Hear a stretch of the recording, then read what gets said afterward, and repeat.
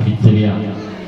Salawat dan salam semoga selalu tetap tercurah pada junjungan kita Nabi besar Muhammad sallallahu alaihi wasallam, keluarga, sahabat dan para pengikutnya hingga akhir zaman. Amin ya rabbal alamin.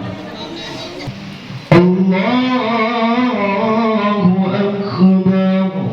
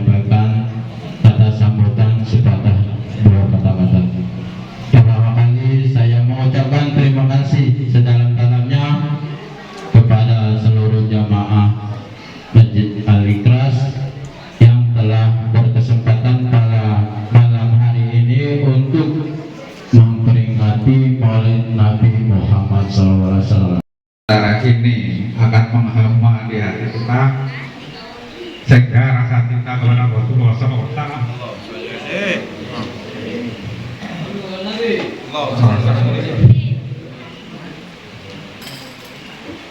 yang akan memberikan syafaat kepada kita semuanya di hari kelak. Amin, amin ya rabbal alamin.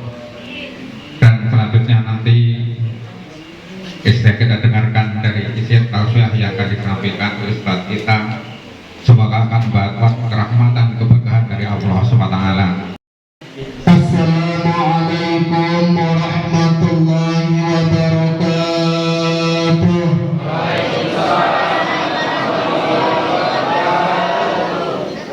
Alhamdulillahi wa kafa wa usalli wa usallimu ala Muhammadin al-Mustafa wa ala alihi wa ashabihi ahli al-wafa. أشهد أن لا إله إلا الله وحده لا شريك له وأشهد أن سيدنا محمدا عبده ورسوله لا نبي ولا رسول بعده. قال الله تعالى في القرآن العظيم: أعوذ بالله من الشيطان الرجيم. بسم الله الرحمن الرحيم. لقد جاءكم رسول من أنفسكم عزيز عليه ما عنتم حريص عليكم بالمؤمنين رؤوف رحيم. فإن تولوا فقل حسبي الله لا إله إلا هو عليه توكلت وهو رب العرش العظيم. صدق الله العظيم. Yang sama-sama kita hormati dan kita muliakan para alim, para ulama, ustaz, ustazah, haji dan hajah yang sama-sama kita hormati dan kita ta'zimi takmir Masjid Al-Ikhlas. Celakalah orang, kata baginda Rasul, yang di hari kiamat nanti dia tidak melihat wajahku. Ditanya oleh Aisyah, ya Rasulullah, siapa orang yang tidak bisa melihat wajahmu? Itulah orang yang bakhil. Siapakah orang bakhil itu ya Rasulullah? Orang yang ketika disebutkan namaku, kata baginda Rasul, dia tidak mau bersolawat kepada aku. Kalau kita mendengar kalimat Nabi Muhammad sallallahu alaihi wasallam, jangan lupa lisan ini untuk bersolawat kepada baginda Rasulullah sallallahu alaihi wasallam. Makanya Pak, orang yang rajin solawat mukanya disinari oleh Allah Subhanahu wa taala. Orang yang anti akan solawat, lihatlah wajahnya Pak, seramnya luar biasa.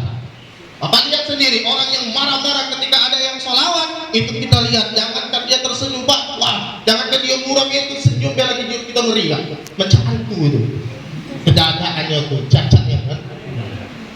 Iya, itulah yang istimewa. istimewanya baginda Rasulullah SAW. Kalau seandainya kita ini Bapak rajin bersolawat kepada baginda Rasulullah SAW, yakinlah di hari kiamat nanti kita akan bisa memandang wajah baginda Rasulullah SAW. Apalagi kita hadir terus di majelis arba'in ini, majelis maulid Rasulullah SAW ini, yakin dan percayalah nanti di yaumil kiamat kita mendapatkan syafaat dari baginda Rasulullah SAW. Yakin dan percayalah kita akan dikumpulkan bersama baginda Rasulullah SAW di surganya nanti. Amin ya rabbal alamin.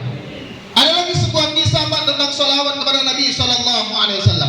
Apa kisahnya itu? Suatu ketika ada orang yang bermimpi bertemu dengan Rasulullah SAW di dalam mimpinya. Lalu dilihatnya baginda Rasulullah SAW tidak mau memandang wajahnya. Ditanyakan oleh orang tersebut, "Ya Rasulullah, apakah engkau marah kepadaku?" Apa jawab Rasulullah? "Aku tidak marah kepadamu." Lalu mengapa kau buang mukamu tidak mau memandang wajahku? Apa kata baginda Rasul? "Aku tidak mengenalimu sama sekali."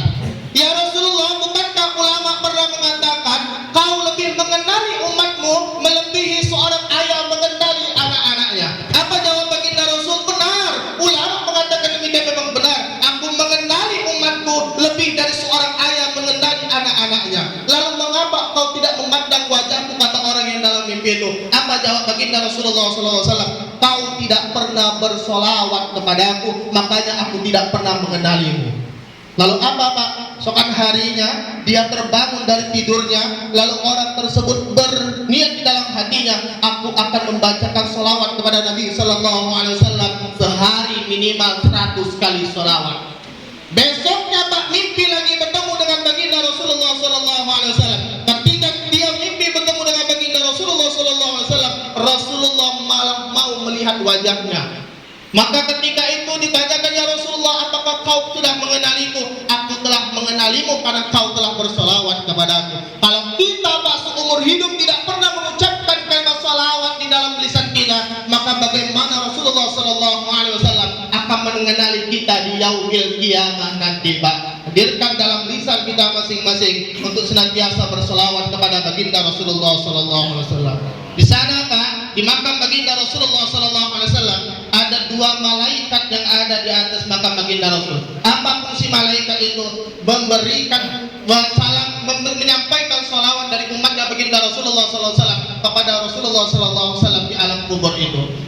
Dan malaikat itu menyebutkan, bukan hanya menyebutkan namanya, lalu disebutkan nama binnya sekaligus. Kalau seandainya saya bersalawat kepada baginda Nabi SAW, malaikat itu menyampaikan kepada Nabi Muhammad SAW, "Artiko Wijaya bin Jairman telah bersalawat kepadamu." Rasul kenal bukan terhadap orang yang bersalawat saja, tapi Rasul pun mengenal kita dan juga orang tua kita atas salawat yang kita berikan. Makanya Bapak Ibu, kalau kita dan kita pun berbakti kepada kedua orang tua kita, jangan pernah lepaskan lisan ini untuk bersolawat kepada Nabi Muhammad Sallallahu Alaihi Wasallam.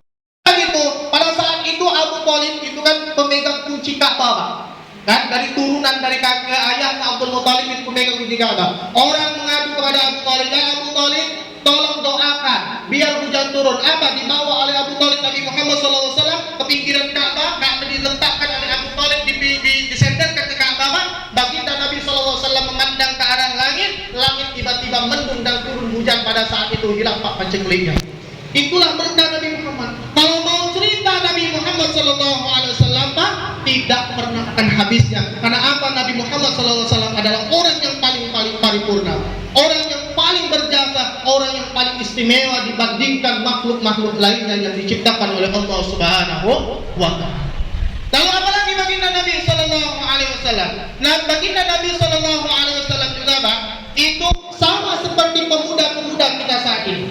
Nabi Muhammad itu adalah sosok yang maksum, sosok yang dijaga oleh Allah Subhanahu wa Ta'ala dari dosa-dosa.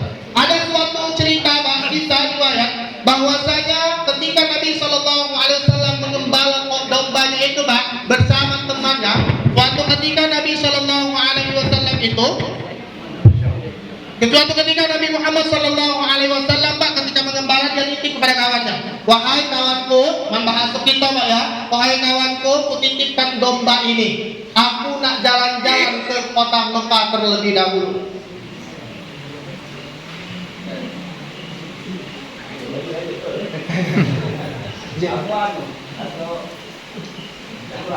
Bukan. Izin tak.